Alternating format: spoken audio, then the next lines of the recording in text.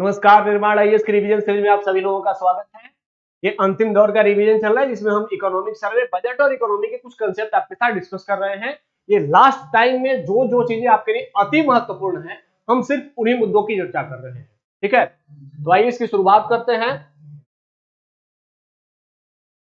इसका पहला प्रश्न है, भारत में कृषि जनगणना के संबंध में निम्नलिखित में से कौन सा कथन सही है। अब भारत में कृषि जनगणना चूंकि बहुत महत्वपूर्ण टॉपिक है और ये जब बार बार होता है और यूपीएससी ऑलरेडी कृषि जनगणना के बारे में पूछ भी चुका है, तो कृषि जनगणना के बारे में आपसे भी लगातार पूछा जा सकता है। ठीक है, अब आइए देखते हैं आप लोग कृषि जनगणना के बारे में कितने अपडेट है। पहला, विभिन्न आकार, वर्गों और सामाजिक समूहों द्वारा परिचालन जोतों, इसकी संरचना के आधार पर डेटा के संग्रह के लिए भारत में हर 10 साल में कृषि जनगणना आयोजित की जाती है। कृषि जनगणना एक केंद्रीय प्रायोजित योजना के रूप में की जाती है, जिसके तहत संघ राज्य क्षेत्रों को 60% वित्तीय सहायता प्रदान की जाती है। देश की पहली कृषि जनगणना वर्ष 1970-71 के आधार पर की गई थी। कृषि जनगणना कार्य 3 चरणों में किया जाता है। यहां पर 4 स्टेटमेंट्स हैं और कृषि जनगणना के बारे में आपको 4 स्टेटमेंट के माध्यम से प्रश्न पूछ लिया गया है। यूपीएससी भी संभवतः यही करेगा और अगर ये 4 स्टेटमेंट्स आपको पता है तो मुझे लगता है कि कृषि जनगणना से जो भी अपडेटेड चीजें आपसे पूछी जाएंगी, संभवतः आप उसका उत्तर देने में सक्षम होंगे। तो चलिए इसका उत्तर आप लोग दीजिए, सोच लीजिए इसका उत्तर। ठीक है, अब चलिए जहां जहां देखिए एक लास्ट टाइम में कुछ सुझाव भी हैं कि सबसे पहली सुझाव यही है कि आपको प्रश्न पढ़ते समय ही यह आइडिया हो जानी चाहिए कि प्रश्न कहां पर गलती कराने वाला है।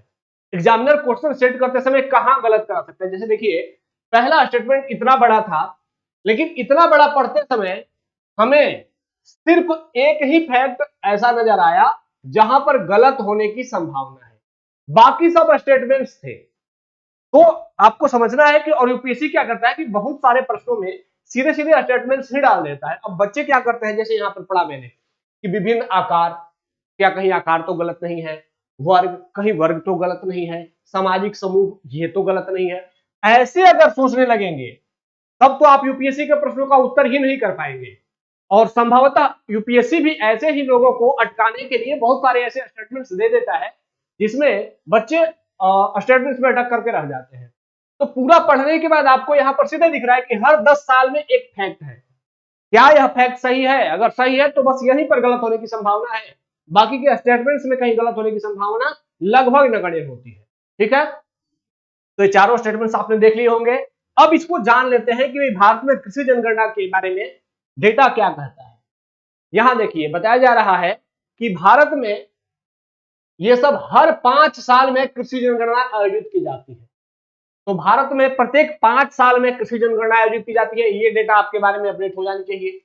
ठीक है, और उसके बाद भारत में ये कृषि जनगणना जो है कैसी स्कीम है, केंद्रीय क्षेत्र की योजना। केंद्रीय क्षेत्र की योजना और केंद्र प्रायोजित योजना, 2 प्रकार की योजनाएं होती है, सेंट्रल सेक्टर स्कीम और सेंट्रल स्पॉन्सर्ड स्कीम। तो केंद्र प्रायोजित योजना जो होता है उसमें केंद्र और राज्य दोनों मिलकर के आर्थिक भागीदारी करते हैं। जैसे केंद्र का 60%, राज्य का 40%, ऐसे, या फिर केंद्र का 50%, राज्य का 50%, 75, 25 या 90, 10 का ऐसा आंकड़ा होता है।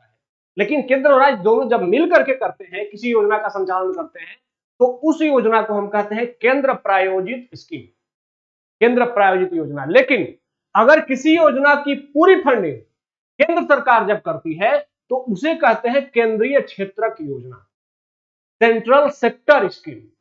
ठीक है, जब किसी योजना की पूरी लागत केंद्र सरकार वहन करती है तो उसे क्या कहते हैं, केंद्रीय क्षेत्रक योजना या सेंट्रल सेक्टर स्कीम। तो ये जो कृषि जनगणना है, ये कैसी योजना है, केंद्रीय क्षेत्र की योजना। मतलब कि कृषि जनगणना के संबंध में जितनी लागत लगती है वह संपूर्ण लागत केंद्र सरकार द्वारा वहन की जाती है। इसमें राज्यों को कोई आर्थिक अनुदान या आर्थिक योगदान देने की आवश्यकता नहीं पड़ती। तो टोटल केंद्रीय क्षेत्र की योजना है। अब ये 3 चरणों में किया जाता है। अब 3 चरणों में किया जाता है, ये जानना महत्वपूर्ण है। लेकिन ये जानना महत्वपूर्ण है कि किन किन चरणों में क्या क्या किया जाता है। ठीक है, तो कृषि के बारे में पहला कि यह प्रत्येक 5 साल में की जाती है, केंद्रीय क्षेत्र की योजना है और 3 चरणों में इसका आयोजन होता है। ठीक है, और क्या जानकारी हमें जाननी चाहिए कि भारत में कृषि जनगणना कौन कराता है? कृषि और किसान कल्याण मंत्रालय। तो अगला फैक्ट जो कि हमें पता चला कि भारत में कृषि जनगणना का संचालन कौन करता है, तो कृषि और किसान कल्याण मंत्रालय द्वारा प्रत्येक 5 साल में कृषि जनगणना का आयोजन किया जाता है। अगला फैक्ट कि भारत में पहली कृषि जनगणना कब की गई थी? 1970-71 के संदर्भ में। तो 1970-71 में हमारी प्रधानमंत्री हुआ करती थी इंदिरा गांधी जी। तो इंदिरा गांधी के टाइम में 1970-71 में पहली बार भारत में कृषि जनगणना की शुरुआत हुई और उसके बाद लगभग प्रत्येक 5 वर्ष पर भारत में कृषि जनगणना का आयोजन किया जाता है। इतनी जानकारी आपको अपडेट हो गई। इतनी जानकारी अगर अपडेट हो गई तो इससे आने वाले प्रश्न आप आसानी से बना लेंगे। अब आइए प्रश्न पे आते हैं। तो पहला कि 10 साल में अगर होता है तो ये गलत हो गया, नहीं 5 साल में होता है। केंद्रीय प्रायोजित योजना है तो गलत हो गया, नहीं केंद्रीय क्षेत्रक योजना है। ठीक है, और केंद्रीय क्षेत्रक योजना है और इसकी कुल लागत केंद्र सरकार के द्वारा वहन की जाती है। अगला है कि पहली कृषि जनगणना 1970-71 में की गई थी, यह स्टेटमेंट सही है। और कृषि जनगणना का कार्य 3 चरणों में किया जाता है, यह स्टेटमेंट भी सही है। अब देखिए, क्योंकि कृषि जनगणना 2019-20 में की गई है और उसके बाद सीधे अब 2024-25 में होगी, तो इसका मतलब है कि 19-20 में तो टाइम लग गया है, 3 साल टाइम बीत गया है। तो अब कृषि जनगणना के जो नवीनतम आंकड़े हैं, संभवतः ये नवीनतम आंकड़े यूपीएससी आपसे नहीं पूछने वाली है, क्योंकि कृषि जनगणना से जो नवीनतम आंकड़े थे वो 2021-22 के आसपास लगभग पूछ लिए गए। तो अब 2023 में कृषि जनगणना के संबंध में नवीनतम फैक्ट्स तो नहीं पूछे जाएंगे, लेकिन कृषि जनगणना के बारे में जरूर पूछा जा सकता है। ठीक है, तो इतनी जानकारी अगर आपके पास है तो आप अपने कृषि जनगणना से संबंधित प्रश्नों का उत्तर दे सकते हैं। तो तीसरा और चौथा सही है और बाकी पहला दूसरा गलत है। इसका आंसर क्या हो जाएगा? इतनी जानकारी आपको स्पष्ट हो गई। आइए सेकंड क्वेश्चन की ओर चलते हैं। अगला प्रश्न है, पूंजी निर्माण के संदर्भ में निम्नलिखित कथनों पर विचार करें। अब देखिए, यहां पर यह प्रश्न ऑलरेडी यूपीएससी पूछ चुका है, शब्द का इधर उधर हेर फेर है, लेकिन यूपीएससी ऐसा प्रश्न पूछ चुका है कि कैपिटल फॉर्मेशन पूंजी निर्माण के संदर्भ में निम्नलिखित कथनों में। तो आइए देखते हैं कि सोना और मूल्यवान धातुएं ये अस्थाई या अचल पूंजी निर्माण का हिस्सा है। सेकंड है, बौद्धिक संपदा अचल पूंजी निर्माण का हिस्सा है। तीसरा, भवनों और अन्य संरचनाओं का निर्माण पूंजी निर्माण का हिस्सा है। नीचे दिए गुण का प्रयोग कर सही उत्तर चुनिए। अब आपके सामने 3 स्टेटमेंट्स आ गए कि भाई अचल पूंजी निर्माण या पूंजी निर्माण क्या है, और इस पूंजी निर्माण के संदर्भ में 3 स्टेटमेंट्स हो गए। आपको बताना है कि इनमें से पूंजी निर्माण के संदर्भ में कौन सा स्टेटमेंट सही है। मुझे उम्मीद है शायद थोड़ा आप लोगों को इसके बारे में कम जानकारी होगी, और अगर जानकारी है तो इसका मतलब है कि आपकी इकोनॉमी की तैयारी लगभग पूर्ण हो चुकी है। ठीक है, तो आइए आगे बढ़ते हैं, इसको देख लेते हैं। देखिए, पूंजी निर्माण एक होता है सकल पूंजी निर्माण और दूसरा होता है सकल अचल पूंजी निर्माण। ठीक है, अब सकल पूंजी निर्माण का मतलब होता है कि पूंजी निर्माण के संदर्भ में जितने भी आपके पूंजी निर्माण के फैक्टर्स हैं, अगर सबको शामिल कर दिया जाए तो उसे कहते हैं सकल पूंजी निर्माण। लेकिन अचल पूंजी निर्माण या उसे सामान्य शब्दों में कहें तो अस्थाई पूंजी निर्माण वैसी पूंजी निर्माण होती है जिसको एक बार जब हमने जो पूंजी बना ली वह अस्थाई रहती है, उसमें समय के साथ परिवर्तन या कमी नहीं आती है, उसे कहेंगे हम सकल अचल पूंजी निर्माण। तो ये 2 टर्म आपको याद रखने हैं। अब यहां देखिए, सकल पूंजी निर्माण क्या होता है भाई, तो यहां बताया गया है कि सकल पूंजी निर्माण इक्वल टू सकल अचल पूंजी निर्माण प्लस मूल्यवान धातु प्लस स्टॉक। ठीक है, ये क्या है? सकल पूंजी निर्माण। मतलब आपके पास सकल पूंजी क्या है, तो सकल पूंजी के लिए आपके पास सकल अचल पूंजी होती है। कुछ अचल पूंजी में क्या क्या आता है, जैसे आपके पास कोई मशीनरी है, गाड़ी है, ठीक है, या आपके पास कोई उपकरण है, या आपका अपना घर है, खेती की जमीन है, या फिर अगर आपके पास कोई जैविक संसाधन है जैसे पशु अगर आपके पास है, तो ये हो गए सकल अचल पूंजी निर्माण। या आपके पास कोई बौद्धिक संपदा है जैसे कोई कॉपीराइट हो गया। ठीक है, तो ये सब चीजें अगर आपके पास है तो ये अचल है, एक बार आपने इसको कर दी, अब यह लंबे समय तक आपको लाभ देने वाली है, इसमें लंबे समय तक परिवर्तन नहीं आने वाला। ठीक है, अगर इस सकल अचल पूंजी निर्माण में कुछ और चीजों को जोड़ दिया जाए, जैसे मूल्यवान धातु। मूल्यवान धातु आपके पास सकल अचल पूंजी निर्माण क्यों नहीं है? क्योंकि मूल्यवान धातु का मूल्य समय के साथ बढ़ता घटता रहता है, ठीक है। या दूसरा क्या है? स्टॉक सूची में परिवर्तन, शेयर मार्केट। शेयर मार्केट में अगर आपने कोई स्टॉक खरीदा है तो यह भी क्या है? यह सकल पूंजी निर्माण का पार्ट है, लेकिन सकल अचल पूंजी निर्माण का पार्ट नहीं है। क्यों? क्योंकि आपके स्टॉक्स के प्राइस में भी, शेयर के प्राइस में भी कमी और वृद्धि होती रहती है, उसमें समय के साथ अस्थायित्व तो नहीं रहती। तो अगर सकल पूंजी निर्माण की बात की जाए तो सकल पूंजी निर्माण क्या है? सकल अचल पूंजी निर्माण प्लस मूल्यवान धातुएं प्लस स्टॉक सूची में परिवर्तन, अगर इनको शामिल कर दिया जाए तो यह हो गया सकल पूंजी निर्माण।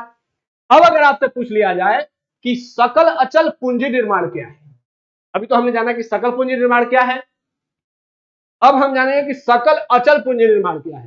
तो सकल अचल पूंजी निर्माण क्या होगा कि जो संपूर्ण पूंजी है आपके पास, उस संपूर्ण पूंजी में से अगर हम मूल्यवान धातु हटा दें और अगर आपके पास कोई शेयर हो किसी कंपनी का, तो वो अगर शेयर हटा दे तो फिर आपके पास जो बचता है वह क्या कहलाएगा? सकल अचल पूंजी निर्माण। वैसे भी मैथ का फॉर्मूला अगर आप लोग जानते होंगे तो ये इधर प्लस है, तो इसको अगर हमें निकालना है सकल अचल पूंजी निर्माण, तो इसको प्लस को बराबर के उस साइड ले जाएंगे तो क्या हो जाएगा?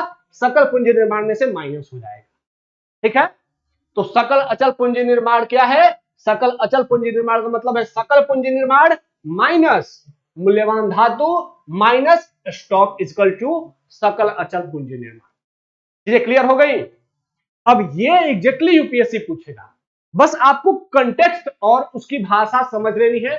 ये कोई मुश्किल वाला प्रश्न नहीं होगा, हाँ, लेकिन एग्जाम हॉल में सीधे अगर आपसे आ जाए और अगर आपने इसको पहले नहीं पढ़ा है तब हो सकता है कि यह आपके लिए एक चुनौती बन सकता है।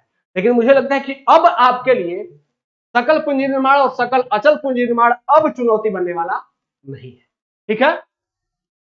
अब ये देखिए कि यहां पर जो प्रश्न बनता है उस प्रश्न में क्या है, ये सब सारी चीजें आप लोग समझ गए होंगे उम्मीद है, ठीक है। तो आइए प्रश्न को देख लेते हैं। प्रश्न क्या कह रहा है कि सोना और मूल्यवान धातुएं अस्थायी अचल पूंजी निर्माण का हिस्सा है। अभी हमने क्या पढ़ा कि मूल्यवान धातुएं उनका मूल्य बढ़ता घटता रहता है, तो ये अचल अस्थायी पूंजी निर्माण का हिस्सा है? नहीं है। बौद्धिक संपदा अचल पूंजी निर्माण का हिस्सा है? अचल पूंजी निर्माण का हिस्सा तो सब कुछ है, अचल पूंजी निर्माण का हिस्सा सब कुछ है, लेकिन अगर अस्थायी अचल पूंजी निर्माण के हिस्से में पूंजी निर्माण सब कुछ है, लेकिन अगर अस्थायी या अचल पूंजी निर्माण की बात करें तो बौद्धिक संपदा आपका अचल पूंजी निर्माण है, क्योंकि आपने एक बार अपनी बौद्धिक संपदा जनरेट कर दी, अब वो 10 साल 20 साल तक उसे जो भी आ रहा है, कॉपीराइट पेटेंट जो भी आ रहा है उसका लाभ आपको लगातार मिल रहा है, उसमें कमी और बेसी नहीं आ रही है। तो बौद्धिक संपदा अचल पूंजी निर्माण का हिस्सा क्या हो जाएगा? सही हो जाएगा। भवनों और अन्य संरचनाओं का निर्माण पूंजी निर्माण का हिस्सा है। पूंजी निर्माण में तो सब आ जाएगा, पूंजी निर्माण में सब कुछ आएगा तो भवन भी आएगा, ठीक है। ध्यान ये रखिएगा कि पूंजी निर्माण में जैसे ही कोई पूछेगा, और थोड़ी सावधानी और रखनी, जैसे अगर आपके पास आपने किसी को कर्ज दिया है और उसका ब्याज आ रहा है, तो क्या यह पूंजी निर्माण का पार्ट है? ब्याज पूंजी निर्माण का पार्ट नहीं है, लेकिन जो आपने कर्ज दिया है वह कर्ज जरूर पूंजी निर्माण का पार्ट है, यह ध्यान रखिएगा। तो ब्याज पूंजी निर्माण का पार्ट नहीं है, लेकिन जो कर्ज आपने दिया है जिससे कि आपके पूंजी का सृजन हुआ है वही पूंजी निर्माण का पार्ट, ठीक है। तो मुझे उम्मीद है अब आप पूंजी निर्माण और सकल पूंजी निर्माण के बारे में या अस्थायी अचल पूंजी निर्माण के बारे में कुछ भी पूछा जाएगा, अब आप उसका प्रश्न उत्तर देने के लिए सफिशिएंट होंगे, ठीक है। तो इसका मतलब क्या हुआ कि पहला गलत है और दूसरा और तीसरा सही है, तो इसका आंसर हो जाएगा बी। क्लियर है? ठीक है, आइए आगे बढ़ते हैं। अगला प्रश्न है कर प्रबंधकों के सूचकांक। सिंपल शब्दों में ये वाला ट्रांसलेशन है, रियली है परचेजिंग मैनेजर इंडेक्स। इसके संबंध में निम्नलिखित में से कौन सा कथन सही है? परचेजिंग मैनेजर इंडेक्स पढ़ा है आप लोगों ने? चलिए, उम्मीद है पढ़ा होगा, नहीं पढ़ा होगा तो आज पढ़ लेंगे। इसके संबंध में कौन सा कथन सही है परचेजिंग मैनेजर इंडेक्स के बारे में? तो पहला है कि यह विनिर्माण और सेवा दोनों क्षेत्र में व्यावसायिक गतिविधियों का एक संकेतक है। सेकंड, यह एक सर्वेक्षण आधारित उपाय है जो उत्तरदाताओं से 1 महीने पहले के कुछ प्रमुख व्यावसायिक चरों के बारे में, उनके धारणा में बदलाव के बारे में। सेकंड स्टेटमेंट कह रहा है कि यह क्या है, यह एक सर्वेक्षण है, लोगों के बीच जाकर के पूछा जाता है। और कैसे लोगों के बीच, कुछ व्यवसायी लोगों के बीच में, जो व्यवसायिक बिजनेसमैन है उनसे पूछा जाता है। और क्या पूछा जाता है कि जस्ट पिछला महीना आपके बिजनेस में कुछ परिवर्तन हुए हैं, कुछ बिजनेस बढ़ा है कि बिजनेस घटा है, या फिर बिजनेस वैसा ही चल रहा है, ये कुछ पूछा जाता है। ऐसा सेकंड स्टेटमेंट कह रहा है। थर्ड स्टेटमेंट है कि 50 से अधिक का आंकड़ा व्यावसायिक गतिविधियों में संकुचन को दर्शाता है। अब 3 स्टेटमेंट्स हो गए आपके पास, ये ऑप्शंस हो गए। मुझे उम्मीद है शायद अगर आप लोगों ने परचेजिंग मैनेजर इंडेक्स पढ़ा होगा तो इसका उत्तर आप दे पाएंगे। चलिए आप लोग उसका उत्तर सोच लीजिए। ठीक है, देखिए परचेजिंग मैनेजर इंडेक्स बेसिकली होता क्या है कि कुछ संगठनों से, जो व्यावसायिक संगठन है देश के, उनसे प्रश्न पूछे जाते हैं। और ये करता कौन है, तो एक संस्था है IHS मार्केट।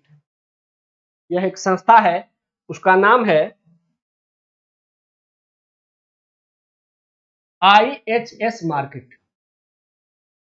IHS मार्केट, मैं इसको हिंदी में लिख देता हूं। IHS मार्केट नाम की ये जो संस्था है, यही परचेजिंग मैनेजर इंडेक्स निकालती है।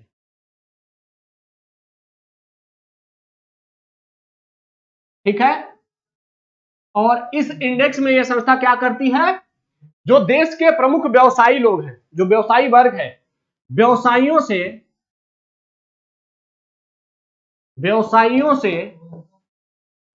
से सवाल पूछा जाता है। और ये जो सवाल पूछा जाता है वो कितने पुराना होता है, पिछले महीने के, पिछले माह के व्यापार के संदर्भ में प्रश्न पूछा जाता है। पिछले माह के व्यापार के संदर्भ में आपको कैसा महसूस हो रहा है, क्या यह महीना, पिछला महीना आपके व्यापार के लिए अच्छा रहा या बुरा रहा। इसमें क्या किया जाता है, इसमें 0 से 100 तक नंबर दिया रहता है। और व्यापारियों से कहा जाता है कि आप अपने व्यापार को 0 से 100 के बीच में किसी भी आंकड़े के अनुसार उसको मार्क कीजिए। अब बता दिया जाता है कि 0 से 100 के बारे में आपको बताना क्या है कि अगर आपका व्यापार संकुचित हो रहा है, पिछले महीने में आपका व्यापार पूर्व की तुलना में कमजोर हुआ है, तो आप उसको 1 से 50 के बीच, 50 से कम, मतलब 1 से 1 से 49 तक आप कुछ भी रैंक दे सकते हैं। तो इसका मतलब है कि अगर 50 से कम देंगे तो इसका मतलब है कि आपका व्यापार पिछले महीने, उससे पिछले महीने की तुलना में पिछला महीना आपके व्यापार में कमी आई है। ठीक है, दूसरा, अगर आप 50 कहते हैं कि 50 है तो इसका मतलब है कि व्यापार अपरिवर्तित रहा है। ठीक है, व्यापार अपरिवर्तित रहा है। और अगर आप कहते हैं 50 प्लस, 50 प्लस मतलब 50 से लेकर के और 51 से लेकर के और 100 के बीच में कोई नंबर देते हैं, तो इसका मतलब है कि आपके व्यापार में वृद्धि हुई है। ठीक है, तो अब ये इस आधार पर पिछले माह के व्यापार के संदर्भ में व्यापारियों से कुछ प्रश्न पूछे जाते हैं, जिसमें उन्हें 1 से 100 के बीच अपने व्यापार को आकलित करने का, एक नंबर देने का बोल दिया जाता है। उसमें अगर आपने 50 से कम नंबर दिया है तो इसका मतलब कि आपका व्यापार पिछले महीने की तुलना में कमजोर हुआ है। अगर आपने 50 कहा तो इसका मतलब कि जैसा पिछले महीना था वैसा ही इस महीने भी है। अगर आपने 50 से प्लस कहा तो इसका मतलब है कि पिछले महीने की तुलना में आपके व्यापार में वृद्धि हुई है। ये 3 पैरामीटर हैं। इसी के आधार पर IHS market purchasing manager index जारी करता है। ठीक है, अब इसमें होता क्या है, इसमें व्यापारियों से कहा जाता है कि आपका आउटपुट कैसा रहा, व्यापार में आपने जो प्रोडक्ट बनाया वो बिका कैसे। ठीक है, आउटपुट के बाद आपका मार्केटिंग कैसा रहा, लोगों ने सामान खरीदा कि नहीं खरीदा, रोजगार की स्थिति क्या रही, आपने लोगों को रोजगार देने में आप आगे रहे या आपने रोजगार में नौकरियों में से कुछ कमी की है। तो ऐसे प्रश्नों के आधार पर इस इंडेक्स को तैयार किया जाता है। ठीक है, तो यहां तक बेसिक जानकारी आपको हो गई। अब आते हैं प्रश्न के बारे में कि ये सारे प्रश्न देख लिया आपने, अब इसको समझ लेते हैं।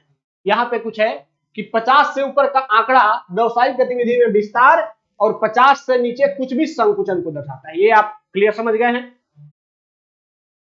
संस्था कौन जारी करती है? IHS मार्केट, यह संस्था जारी करती है। ठीक है, अब यहां देखिए कि अब विनिर्माण और सेवा दोनों क्षेत्र में कोई भी कंपनी है उसके प्रदर्शन को आंकती है।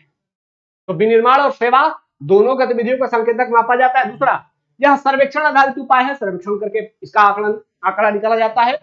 ठीक है, 1 महीने पहले की जानकारी ही इसमें पूछी जाती है, तो 1 और 2 दोनों सही है। तीसरा, 50 से अधिक का आंकड़ा व्यवसायिक गतिविधियों में संकुचन को दर्शाता है, तो ये क्या हो गया? संकुचन गलत है। 50 से अधिक का आंकड़ा क्या कहता है? व्यापार में विस्तार को दर्शाता है। ठीक है, तो मुझे उम्मीद है कि तीसरा गलत हो गया, तो इसका मतलब 1 और 2 सही है, इसका आंसर हो जाएगा ए। अब अगर आप लोगों से कुछ भी परचेजिंग मैनेजर इंडेक्स के बारे में पूछा जाता है तो आप बताने की स्थिति में होंगे या भारत सरकार या कोई भारत की सरकारी संगठन इसको जारी नहीं करता है, इसको एक इंडिपेंडेंट एनजीओ IHS मार्केट इसको जारी करता है। ठीक है, तो ये प्राइवेट संस्था द्वारा जारी किया जाता है, पिछले माह के आंकड़ों के आधार पर जारी किया जाता है और व्यवसायियों से पूछा जाता है, या आम लोगों से, नागरिकों से नहीं पूछा जाता है, जो उपभोक्ता है उनसे नहीं, उत्पादक लोगों से पूछा जाता है। साथ ही इसमें 3 पैरामीटर हैं। 50 प्लस अगर आप रेटिंग करते हैं तो व्यापार बढ़ रहा है, 50 व्यापार एज यूजुअल है, 50 से कम व्यापार में कमी आ रही है। चीजें क्लियर हो गई हैं? चलिए बहुत बढ़िया, अगले प्रश्न की ओर आते हैं। अगला प्रश्न इकोनॉमिक सर्वे से है और लगभग आप सभी को इस प्रश्न का उत्तर देना चाहिए। अगर आप सभी ने इस प्रश्न का उत्तर अपने से सोच लिया कि आपको आता है और वही सटीक आंसर हुआ, तो इसका मतलब कि आपने इकोनॉमिक सर्वे सही से पढ़ा है। क्या कह रहा है कि निम्नलिखित में से कौन भारत के निर्यात वस्तुओं का सही क्रम है? सही क्रम का मतलब घटते हुए मूल्य में बताना है कि सबसे ज्यादा भारत किसका निर्यात करता है, फिर उससे कम किसका, उससे कम। और ये 5 कुछ पॉइंट्स हैं, इस 5 को आपको बताना है। पहला है पेट्रोलियम उत्पाद, दूसरा है लोहा इस्पात, तीसरा है ड्रग्स फॉर्मुलेशन या बायोलॉजिकल्स मतलब दवाइयां, चौथा है सोना और कीमती धातु, पांचवा है मोती और कीमती पत्थर। अब आपको इस पांचों में से बताना है कि आपकी इकोनॉमिक सर्वे कितनी तैयार है। अब आप लोग इसमें से ऑप्शन सोच लीजिए। ठीक है, देख लेते हैं कि आपकी इकोनॉमिक सर्वे कितनी तैयार है। चलिए देखिए इकोनॉमिक सर्वे आपकी कितनी तैयार है, इस आधार पर ये देख लीजिए, ये और वही क्रम है। भारत सबसे ज्यादा निर्यात किसका करता है?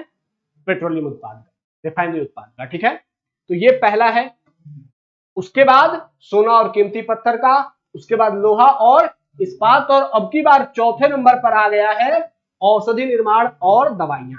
ध्यान रखना है कि कोरोना काल से पहले ये जो दवाई वाला सेक्शन होता था वो 5वें 6ठे पर होता था, लेकिन कोविड-19 के बाद भारत का जो मेडिकल जो दवा से संबंध में जो भी भारत के उत्पाद हैं उनका निर्यात बहुत तेजी से बढ़ा है। ठीक है, और इसीलिए भारत का जो औषध निर्माण है यह भारत का चौथा सबसे ज्यादा निर्यात होने वाली वस्तु बन के सामने आई, ऐसा इकोनॉमिक सर्वे बताता है। और पांचवा है सोना और कीमती धातु। तो सबसे पहले पेट्रोलियम उत्पाद, फिर मोती और कीमती पत्थर, फिर लोहा इस्पात। अब इसको देख लीजिए, सबसे पहले पेट्रोलियम 1, फिर सोना और कीमती धातु 1 के बाद 4, अच्छा सोना और पेट्रोलियम के बाद क्या था? मोती और कीमती पत्थर, सॉरी, तो ये 1 के बाद 5, 1 के बाद 5, उसके बाद क्या था? 1 के बाद मोती और कीमती पत्थर के बाद लोहा और इस्पात।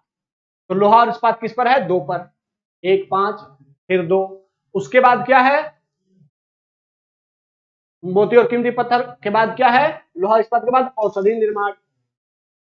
ठीक है, तो औषधि निर्माण कब कितने पर है? तीसरे पे, और तब लास्ट में सोना और कीमती। तो 1 5 2 3 4 ये कहां है? 1 5 2 3 4, दो ऑप्शन नंबर सी सही है। ये पूरा रट लीजिएगा, ये पांचों के पांचों आपको आने चाहिए कि भारत सबसे ज्यादा भी वर्तमान में निर्यात का क्या कर रहा है, उन निर्यातों का क्रम क्या है, ये पांचों आपको याद होने चाहिए। ठीक है, क्योंकि यूपीएससी सीधे इसी को क्रम में लगाने का ही पूछ सकता है, या फिर सीधे किसी स्टेटमेंट्स में दे सकता है, इनमें से किसी 2 को दे देगा और उसको उलट फेर कर देगा और बोलेगा कि यह भारत का सबसे अधिक निर्यात होता है, उसके बाद यह निर्यात होता है। तो ये पूरा याद होना चाहिए। ठीक है, आइए आगे बढ़ते हैं। अगला प्रश्न है कि भारत में निम्नलिखित में से किन उद्योगों के लिए औद्योगिक लाइसेंस अनिवार्य है। अब यहां पर आप लोगों को दो बातें ध्यान रखनी है। पहला कि भारत में किन उद्योगों के लिए वर्तमान में औद्योगिक लाइसेंस अनिवार्य है, और दूसरा ऐसे कौन कौन से उद्योग हैं जो भारत में अभी भी सरकार के पास रिजर्व है, मतलब कि वह अभी भी प्राइवेट सेक्टर के लिए ओपन नहीं है। ये क्या पूछ रहा है कि औद्योगिक लाइसेंस अनिवार्य है, मतलब ये प्राइवेट सेक्टर के लिए ओपन है, लेकिन इसको शुरू करने के लिए आपको सरकार से लाइसेंस लेने की जरूरत होती है। लेकिन कुछ ऐसे भी उद्योग हैं अभी जिन पे कि अभी भी सरकार का एकाधिकार है, वह निजी क्षेत्र को सौंपा नहीं गया है। तो ये जो अभी भी सरकार का एकाधिकार वाला जो उद्योग है, दो ही उद्योग है, आप लोग दोनों कमेंट बॉक्स में बताएं, ठीक है। अगर आप लोग लगातार रहे होंगे तो पीछे इसकी चर्चा हुई है, पिछले ही क्लास में चर्चा हुई है। दो ही उद्योग हैं जो कि अभी भी सरकार के लिए रिजर्व है, वो दोनों कौन से हैं वो आप लोग कमेंट बॉक्स में बताएंगे। बाकी ये बातें हैं कि किन उद्योगों के लिए औद्योगिक लाइसेंस अनिवार्य है। पहला है तंबाकू, सिगरेट और इससे संबंधित उत्पाद। सेकंड है सेमीकंडक्टर निर्माण। तीसरा है ड्रग्स और फार्मास्यूटिकल उद्योग। नीचे दिए गए कूट के आधार पर सही उत्तर आपको बताना है। कौन सा आंसर सही है आप लोग इसका उत्तर बताएंगे, ठीक है। चलिए, सोच लिया होगा आप लोगों ने औद्योगिक लाइसेंस कहां अनिवार्य है। अब कुछ श्रेणियों में जो लाइसेंस अनिवार्य है वो कौन कौन से हैं वो देख लीजिए। कुछ उद्योग कैसे हैं। पहला है एरोस्पेस और रक्षा। अगर आप हवाई जहाज के संबंध में कुछ भी कोई भी फैक्ट्री लगाना चाहते हैं, कोई उद्योग लगाना चाहते हैं, या फिर रक्षा संबंध में कोई ऐसा उपकरण या कोई युद्धास्त्र बनाना चाहते हैं जो मिलिट्री के लिए जरूरी है, तो उसके लिए आपको पहले अनिवार्य लाइसेंसिंग लेनी होगी, सरकार से लाइसेंस लेना होगा। दूसरा विस्फोटक। अगर आप कोई ऐसा प्रोडक्ट बनाते हैं जो विस्फोटक हो, ठीक है, जैसे पटाखे, तो पटाखों के लिए आपको लाइसेंस लेना है। तीसरा खतरनाक रसायन। अगर कोई ऐसा केमिकल बनाते हैं जो कि बाहर लीक होने पर खतरनाक हो सकता है, तो उसके लिए भी लाइसेंस जरूरी है। तंबाकू, शराब, दवाएं, मतलब जो दवाएं होती है वो दवा कंपनी अगर आपको खोलनी है तो पहले सरकार से लाइसेंस लेना होगा। और फार्मास्यूटिकल, दवाएं और फार्मास्यूटिकल एक ही है, मेडिकल से जुड़ी हुई है। तो इन इतने उत्पाद उद्योगों के लिए आपको क्या लेना होता है, अभी भी लाइसेंस प्राप्त करना अनिवार्य है। तो ये सारे उद्योग आपको रट जाने हैं, ये सारे उद्योग प्लस दो उद्योग आपको कमेंट बॉक्स में बताने हैं कि ऐसे कौन कौन से उद्योग हैं जिनको अभी भी सरकारी क्षेत्र के लिए अनिवार्य रखा गया है, वहां पर निजी क्षेत्र को जाने की अनुमति नहीं दी गई है। ये आपको कमेंट में बताना है, इनको आप पूरा रट जाइए, ठीक है। अब आइए प्रश्न पे आते हैं। तो पहला है तंबाकू, सिगरेट और उससे संबंधित उत्पाद। हाँ बिल्कुल ये है। सेमीकंडक्टर निर्माण, ऐसा इसको अनिवार्य लाइसेंसिंग में नहीं है। ड्रग्स और फार्मास्यूटिकल्स उद्योग ये है। तो पहला और तीसरा आंसर सही होगा, दूसरा गलत है, तो इसका आंसर हो जाएगा सी, ठीक है। ये चीजें स्पष्ट हो गई होंगी आपको। आइए आगे बढ़ते हैं। अगला प्रश्न है हाइब्रिड एन्युटी मॉडल। अब ये हाइब्रिड एन्युटी मॉडल काफी चर्चा में रहता है, क्योंकि वर्तमान में जो भारत सरकार का सड़क मार्ग और परिवहन मंत्रालय है वो इस मॉडल का काफी उपयोग करता है। भारत में सड़क बनाने में हाइब्रिड एन्युटी मॉडल या फिर बीओटी मॉडल काफी चर्चा में रहता है, build operate and transfer model. तो यहां पर प्रश्न सिर्फ हाइब्रिड एन्युटी मॉडल के बारे में पूछा गया है।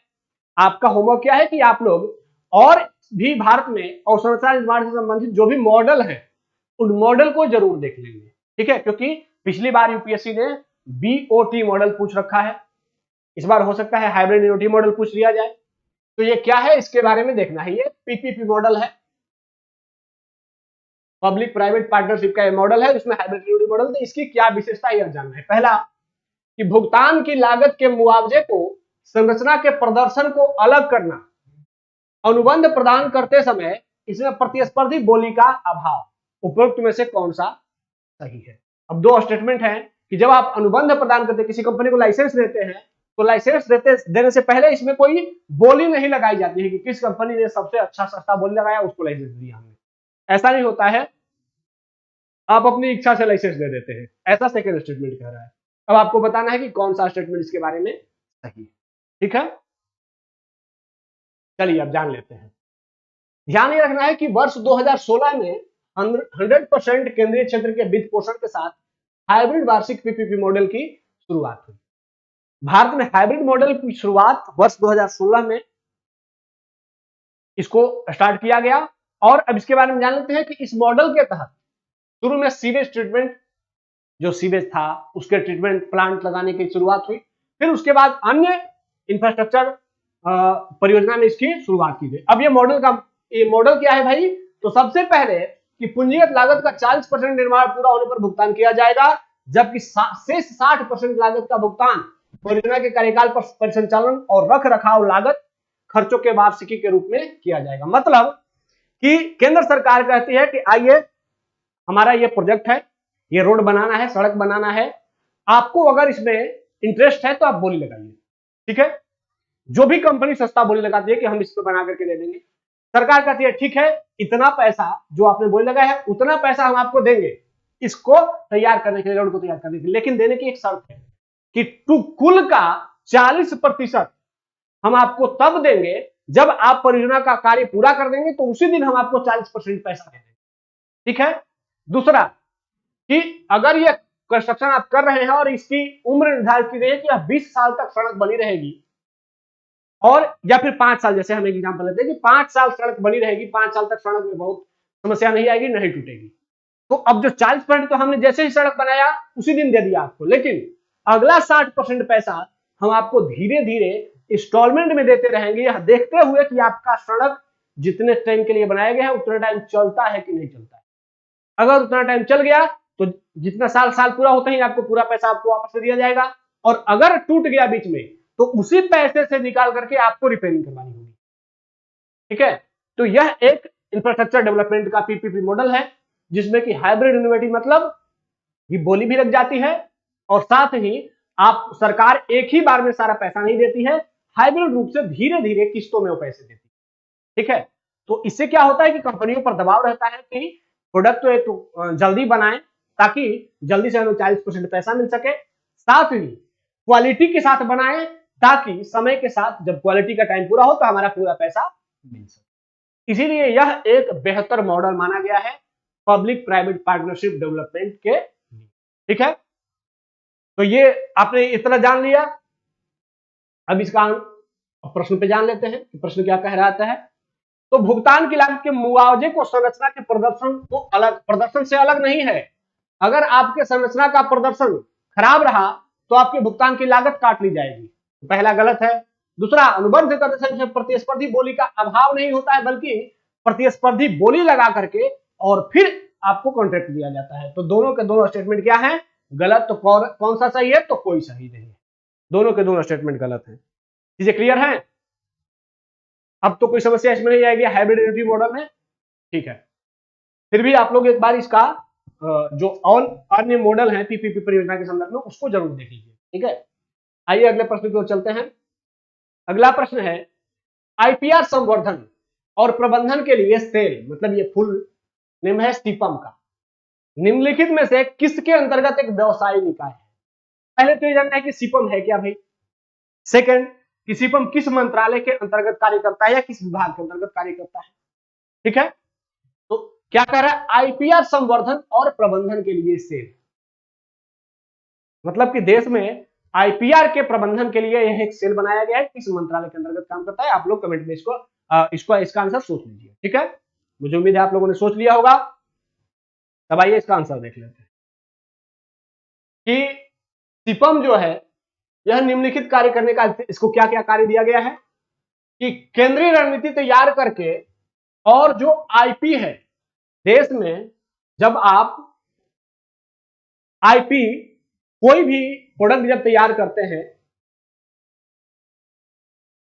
आईपीआर जब आप तैयार करते हैं तो उसका संवर्धन करने का काम, उसको मैनेज करने का काम इस संस्था का होता है।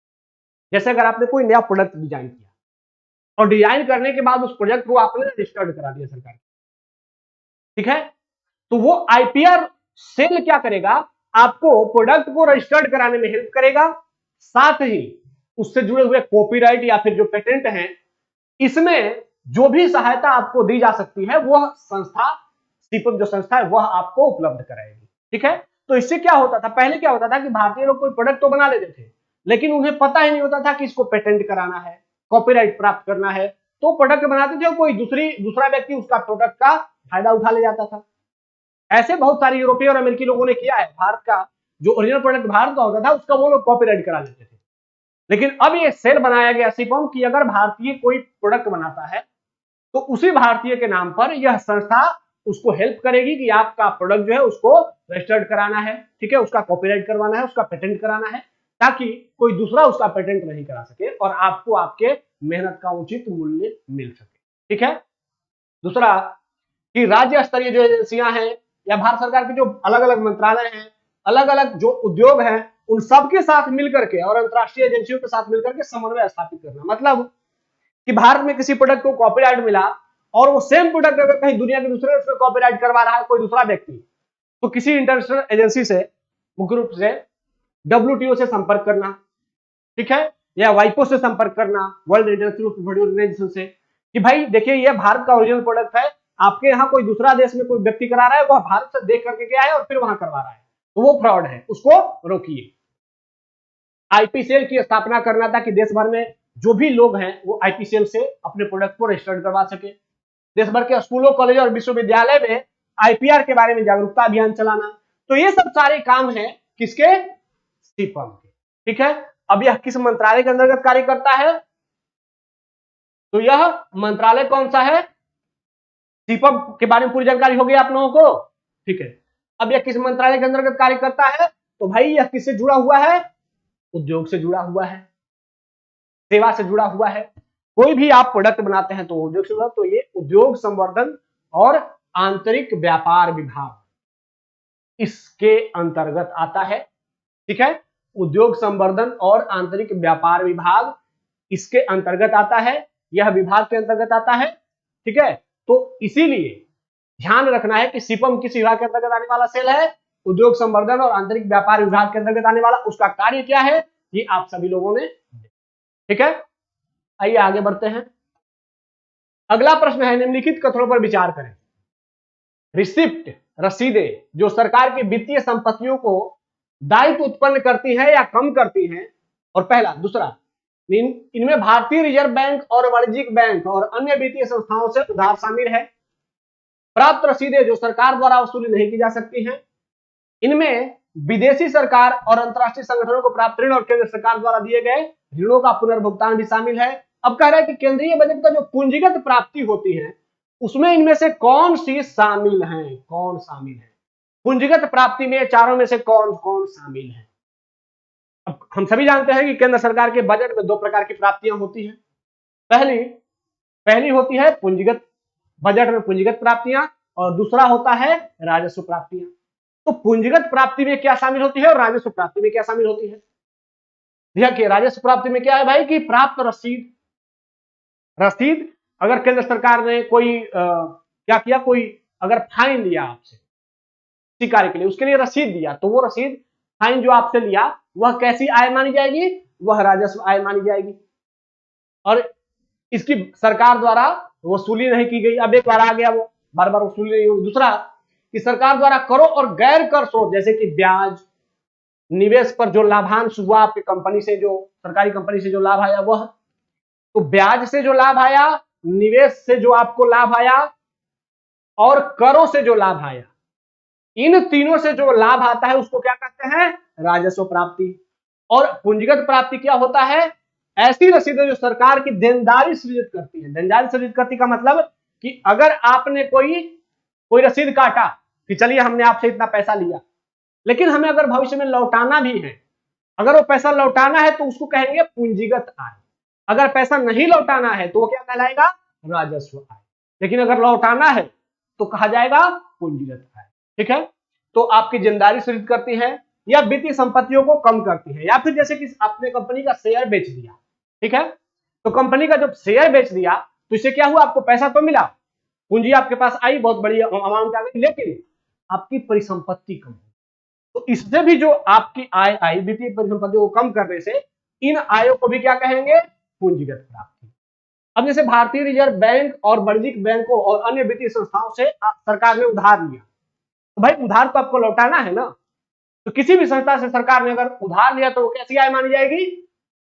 पूंजीगत आय, क्योंकि वो लौटानी है। अगर सरकार को कहीं से अनुदान मिल गया और लौटाना नहीं है, अनुदान को लौटाया नहीं जाता है, तो वो क्या मानी जाएगी? राजस्व। ये सब चीजें क्लियर है यहां पर? तो इसका मतलब है कि इसका आंसर क्या हो जाएगा कि पूंजीगत आय कौन कौन सी है इनमें? अब यहां देखिए तीसरे पर देखिए कि प्राप्त रसीदें जो सरकार द्वारा वसूली नहीं की जा सकती, वसूल नहीं की जा सकती, मतलब कि दोबारा इसको लौटाना नहीं है। लौटाना नहीं है तो इसका क्या मतलब है? ये कैसा आय हो जाएगा? लौटाना है अगर तो राजस्व आय, और लौटाना नहीं है तो फिर पूंजीगत आय। सॉरी, लौटाना है अगर तो फिर पूंजीगत आय, और लौटाना नहीं है तो राजस्व आय। और ये क्या करे कि प्राप्त राशि सरकार द्वारा वसूल नहीं की जा सकती, मतलब नहीं लौटानी है, तो ये क्या हो जाएगा? ये राजस्व आय हो जाएगा। ठीक है। और पूछ क्या रहा है? पूंजीगत आय में, पूंजीगत प्राप्तियों में कौन कौन सी शामिल है? तो रसीदें जो सरकार की वित्तीय संपत्तियों के दायित्व उत्पन्न करती हैं या कम करती हैं। अगर संपत्ति कम हो गई तो ये पूंजीगत आय हो गया। रिजर्व बैंक या अन्य बैंकों से जो आपने उधार लिया, या भी पूंजीगत आय है। या विदेशी सरकार या अंतरराष्ट्रीय संगठनों से अगर आपने कोई ऋण लिया, या केंद्र सरकार द्वारा दिए गए ऋणों को फिर से पुनर्भुगतान किया, ऋणों को वापस किया, तो ये सब क्या है? ये सब पूंजीगत आय है। तो मतलब कि पहला, दूसरा और चौथा ये पूंजीगत आय है, और प्राप्त रसीद जिसकी वसूली नहीं करनी है ये क्या है? राजस्व। ठीक है। तो इसका आंसर क्या हो जाएगा? पहला, दूसरा और चौथा, ऑप्शन नंबर डी आंसर। चीजें क्लियर हो गई हैं? मुझे उम्मीद है आज आप लोगों को अच्छा खासा इंफॉर्मेशन मिला। और अब जल्दी ही, चूंकि आप लोगों का एग्जाम का टाइम भी है, तो हमारा प्रयास रहेगा कि लास्ट में अब जो भी ऐसी क्रूशियल चीजें हैं, जो एकदम महत्वपूर्ण की चीजें हैं, वो बस आपको बता करके आपको लास्ट में स्वयं से रिवाइज करने के लिए अब छोड़ दिया जाए। तो आप लोग मेहनत करते रहिए और अपनी सफलता को बनाए रखें। हमारा 1-2 क्लास और अभी इसमें हम जो थोड़ी मोड़ी चीजें जो बहुत जरूरी है, क्योंकि आपको बतानी ही चाहिए, वो हम जरूर आपसे अपडेट करेंगे। और उसके बाद आपको अपने 10 दिनों की फ्री थिंकिंग के साथ आपको अपडेट कर दिया जाएगा कि अब आप अपने घर पे बैठ करके स्वयं सीख सकते हैं। ठीक है। तो आज के लिए इतना ही, धन्यवाद, जय हिंद।